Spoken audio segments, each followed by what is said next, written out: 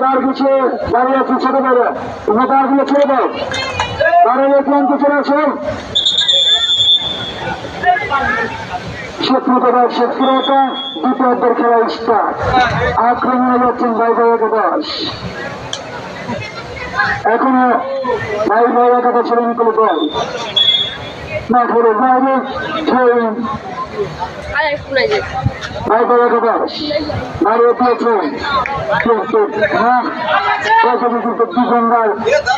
নিজেদের গোলকে শোধ দিয়ে কিন্তু শোধ করলেন বল চলে গেল মাঠের বাইরে এই সোনার গোলনামক হরিণটা কিন্তু এখনো কেউ শুনে নিতে পারে নাই এই ফ্রেন্স একাদশ কিন্তু একটু